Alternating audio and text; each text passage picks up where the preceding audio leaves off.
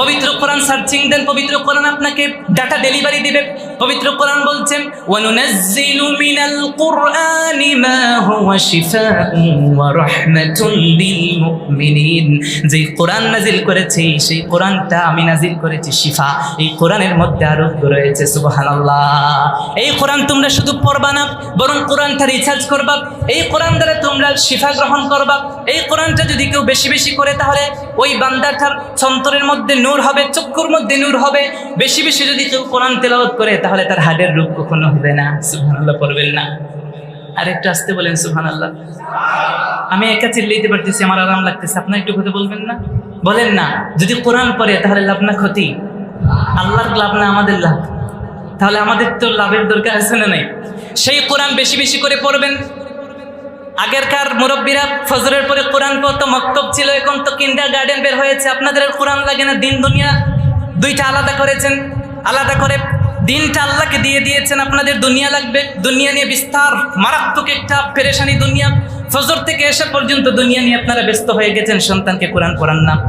English একটা subject, বিজ্ঞানের একটা সাবজেক্ট যদি পড়ান, গণিতের একটা সাবজেক্ট টিচারকে 3000 3,500 দিয়ে পড়ান, আর দেখেন কোরআনটা হুজুর মাগনা পড়ায় কিনা। যদি লিল্লাহ হুজুর পড়ায় না, তারপর মোল্লা আমার এলাকায় থাকে, তারপরও আমার সন্তানকে মাগনা কোরআন পড়ায়, তারপর যদি ধরিয়ে দেন তাহলে 200 টাকা বা 500 টাকা একটা নোট ধরিয়ে দেন। খোদার কসম, দুনিয়াতে আপনার ইনসাফ যদি এমন হয়, কিয়ামতে আল্লাহর ইনসাফ ঠিক তেমনই হবে। দুনিয়ার যেমন ইনসাফ আপনার এই জায়গায় তো আপনার বড়ত্ব আপনি দেখাচ্ছেন না, আপনার সম্পদ আছে এর জন্য। ওই জায়গায় তো আর সম্পদ থাকবে না, ওই জায়গায় সম্পদ কার? আল্লাহর নাম নিতে কি গুনাহ হবে? একটু জোরে বলেন কার? আগেকার যুগে কোরআন পড়তো, এখন কোরআন পড়ে না। আগে ফজরের নামাজ হতো, এখন ফজরের নামাজে মুসল্লি পাওয়া যায় না। আগে ফজরের পরে মুসল্লি তো থাকতোই, তাহাজ্জুদে মানুষ পড়তো, ঠিক কিনা বলেন না? আগে মানুষ তাহাজ্জুদ পড়তো। যদি কেউ তাহাজ্জুদ পড়ে তাহলে ওই বান্দাটা আল্লাহর নৈকট্য লাভ করতে পারে। সুবহানাল্লাহ পড়বেন না?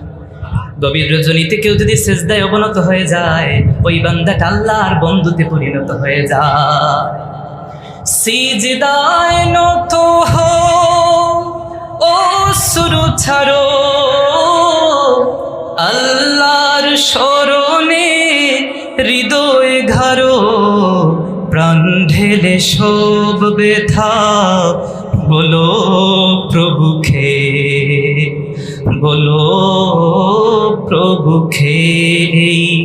রাত কি কেটে যাবে ঘুমিয়ে সে, রাত কি কেটে যাবে ঘুমিয়ে সে। তুমি কি জানবে না তোমার নিজেকে